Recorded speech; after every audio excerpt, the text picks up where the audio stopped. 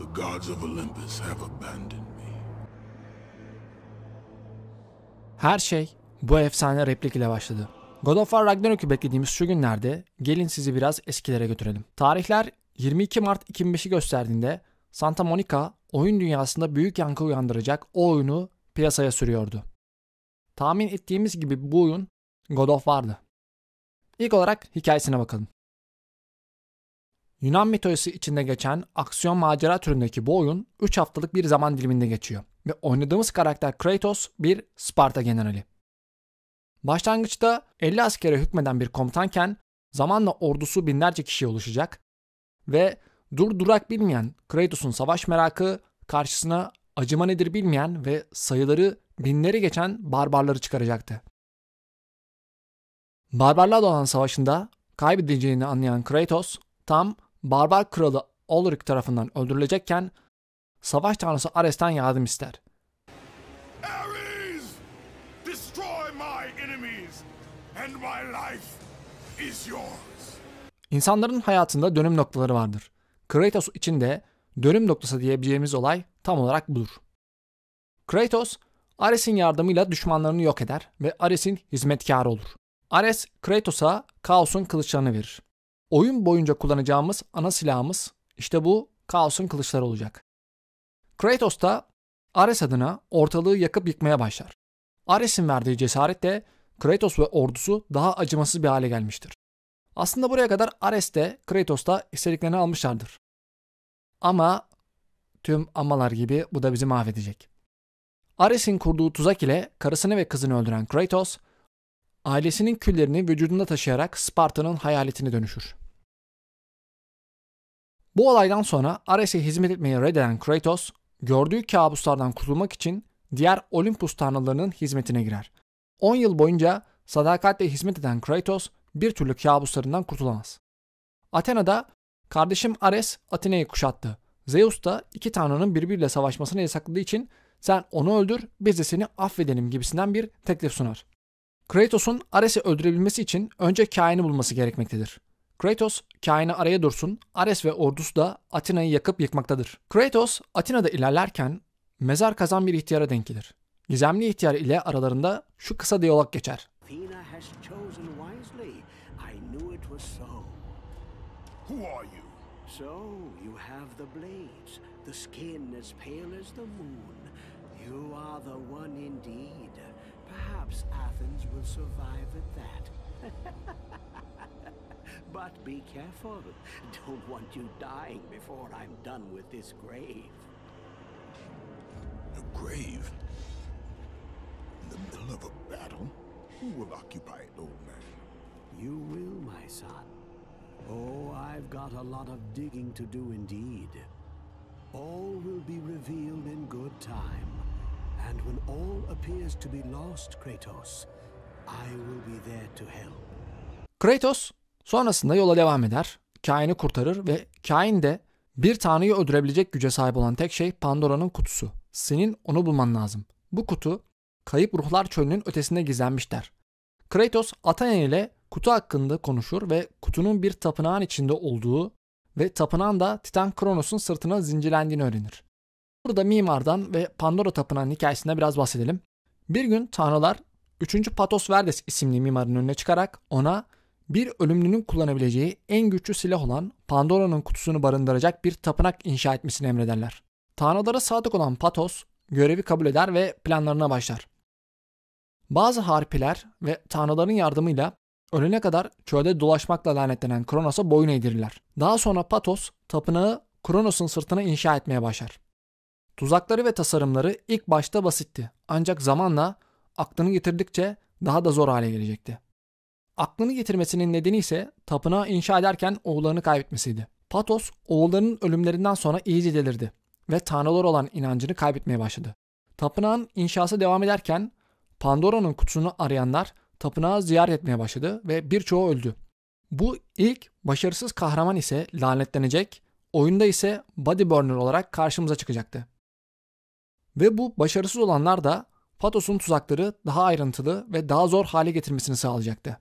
Sonunda ölen oğullarının cesetlerini tuzaklarda kullandı. Bu karısıyla ciddi bir soruna neden oldu ve bir tartışmada karısını bir bıçakla göğsünden bıçaklayarak öldürdü. Ailesi yokken tapınakta çalışmaya devam edemediği için tanrılara lanet okuyarak kendini öldürdü. Patos oyunda çok fazla ön plana çıkarılmayan bir isim olsa da Pandora Tapınağı'ndaki yolculuğumuzda onun hikayesini öğrenmek oyunun zamanla neden zorlaştığını anlamamızı sağlıyor. Kratos'a geri dönelim. Kratos yollara düşer. Tabi bu süreçte diğer tanrılar Kratos'a bazı güçler verirler. Kratos bu yolculukta kah çölde siren sesi duymaya çalışır, kah denizlerde yüzer, kah tuzaklardan kaçar, kah duvardan duvara zıplar ve sonunda tapınağı ortaya çıkarır. Kutuyu bulur ve Ares bunu anladığında yerden bir sütun aldığı gibi Atina'dan fırlatır ve Kratos'u duvara mıhlar. Kutu Ares'in eline geçer. Kim olursan ol, nasıl bir insan olduğunu son ana dek anlayamazsın. Ah Itachi Reis, büyük adamsın. Kratos'u da ölümünde kabusları yalnız bırakmaz. Ah ulan ah. Yeraltı dünyasına düşen Kratos, Hydra tekne kaptanının yardımıyla Styx nehrine kapılmaktan kurtulur. Kratos, gizemli mezar kazıcının yardımıyla yeraltı dünyasından kaçmayı başarır. Athena'ya döner ve Pandora'nın kutusunu geri alır. Kutuyu açarak Ares'le savaşır. Savaş sırasında Ares, Kratos'u delirtmek için portal açarak onu bir illüzyona hapseder. Ailesinin ölümünü yeniden yaşatarak onu zihnen bitirmeye çalışır. Kratos ailesini kurtarmaya çalışsa da Ares, Kratos'un kollarından Kaos'un bıçaklarını geri alır ve o bıçaklarla Kratos'un ailesini tekrar öldürür. Ares son darbeyi indirecekken Kratos, Blades of the Gods'ı görür. Bu kılıç ile savaş tanrısı ile tekrar savaşır ve onu öldürür. Tanrıların takdirini kazanan Kratos, Athena'dan geçmişinin kabuslarını ortadan kaldırmasını ister. Athena ise, "Seni günahlarından dolayı affettik ama hiçbir insan, hiçbir tanrı senin yaptığın iğrençlikleri unutamaz" der. Tanrılar tarafından terk edildiğini hisseden Kratos, kendini uçurumdan aşağı atar. Ancak Athena tarafından kurtarılır ve savaş tanrısı tahtı Kratos'a verilir. Hikaye bu şekilde başarılı bir hikaye ve sunuluş tarzı da oldukça başarılı. Oynanışa geçelim. Oynanış açısından oldukça kolay bir yapıya sahip olan God of War kontrolleri sol analog ile hareket ediyoruz. Sağ analog yuvarlanmaya yarıyor. Kare ile normal saldırı, üçgen ile ağır saldırı, çarpı ile zıplama, yuvarlak ile yakalama, normal yön tuşları ile büyüyü değiştiriyoruz. L1 blok, L2 büyü için, R2 aksiyon tuşu, işte kapıları sandıkları falan açıyor. L3 R3 Guts Rage'i açıyor. Bu kontrollerin yanı sıra zamanla topladığımız çeşitli orblar sayesinde güçlerimizi arttırabiliyoruz. Sol üst menüde yeşil bar sağlığı, mavi bar ise büyü gücümüzün ne kadar kaldığını gösteriyor. Sağ alt köşede ise Guts Rage gücünü ve ne kadar kullanabileceğimizi görüyoruz. Bulduğumuz Gorgon'un gözleri ve anka tüyleriyle sağlık ve büyü barımızı arttırabiliyoruz. Yine orblar sayesinde silahlarımızı ve büyülerimizi güçlendirebiliyor ve combo hareketlerin açılmasını sağlıyoruz. L1 kare favorim olsa da bu oyundaki hali kesinlikle ikinci oyundakinin yerini tutmuyor. Oyun bize Blaze of Chaos ve Blade of Artemis olmak üzere iki farklı kılıç sunuyor. Bunun yanında Poseidon's Rage, Medusa's Gaze, Zeus' Fury ve Army of Hades isimli 4 büyü gücünü oyun ilerledikçe elde ediyoruz. Kaos'un kılıçları 2 level olunca God's Rage menüsü de alt tarafta beliriyor. Kratos'un Pandora Tapınağı'nda bulduğu Poseidon'un tridenti ise suyun altında boğulmadan istediği kadar kalmasını sağlıyor. Oyun karşımıza önce düşmanları çıkarıyor, sonra bir eşya bulmamızı istiyor. Bu bir anahtar olur, kolye olur falan. Sonra eşyayı ararken bulmaca çıkarıyor. Bulmacayı çözüp eşyayı bulduktan sonra aynı yere gelip hikayeden biraz kesit ve tekrar şeklinde ilerliyor. 2005 yılına göre kaliteli grafiklere sahip olan God of War özellikle ara sahnelerde adeta bir film izliyormuş hissiyatı yaratıyor. Mekan dizaynları da oldukça iyi ve oyun size vermek istediği kasvetli atmosferi güzel bir şekilde yansıtıyor. Ölümsüz lejyonerler, ölümsüz okçular, minatorlar, harpiler, wraith'ler, gorgonlar, sirenler falan filan derken oyunda düşman çeşitliliği fena değil. Aynı şeyi oyunun bossları için söylememek üzücü. Oyunda maalesef 4 boss var. Karakterlere bir bakalım. Kratos ana karakterimiz, Spartalı savaşçı, amacı ise kabuslarından kurtulmak için Ares'i öldürmek. Bunun için Pandora kutusunu arıyor ve Hydra dışındaki tüm bölümler bunun arayışı içinde. Athena, bilgeliğin tanrıçası. Kratos'a arayışına yardım ediyor, yer yer onu yönlendiriyor. Ares, savaş tanrısı. Baş düşman ve Athena şehrini yok etmek istiyor. Köy kahini. Parlayan bir omega kolyesi taşıyor. Kratos'u uyarsa da başarılı olamıyor ve bir büyüyle Kratos'un derisine ailesinin küllerini yapıştırıp onu lanetliyor. Athena kaini. Ares'i yok etme arayışında Kratos'a yardım etmek isteyen Athena'nın hizmetkarı. Kratos'a Pandora kutusunun nerede olduğunu söyleyen, onu sirenleri bulması için kayıp ruhlar çölüne gönderen o.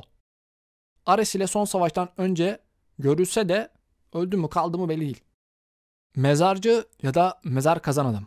Bu mezarcı Zeus'un ta kendisi. Ares'in Kratos'u öldüreceğini tahmin etmiş ve Athena'nın kenarında kazdığı mezar ile Kratos'u yeraltı dünyasından kurtarmıştır. Mezarcı Ghost of Sparta oyununda tekrar görülür ve Zeus'a dönüştüğü bir kostümü vardır. Body Burner. Pandora tapınağına ilk giren ve ilk ölen kişi.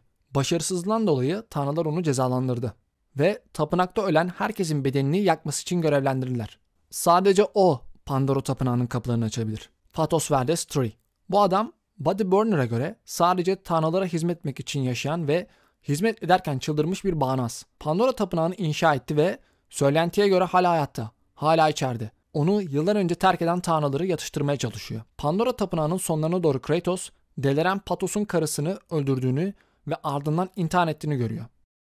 Patos ve Kratos ailelerini ve belki de akıllarını Olimpos tanrılarına hizmet ederken kaybeden tanrıların hizmetkarı olmaları bakımından benzerlik gösterirler. Oyunun müzikleri oyunun hikayesiyle son derece uyumlu. Kratos'un vahşiliğini ve mücadelesini oyuncuya başarılı bir şekilde yansıtıyor.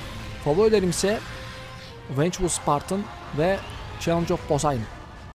Genel değerlendirme olarak oyun kendi zamanı için birçok açıdan son derece başarılı ve yıllar sonra bile kendini oynatabilecek bir kaliteye sahip. Bu yüzden ben biraz daha kötü yönlerini eleştireceğim. 1. Oyunun altyazısı yok. Oyunun hikayesini anlamak için İngilizce bir altyazı eklenebilirdi.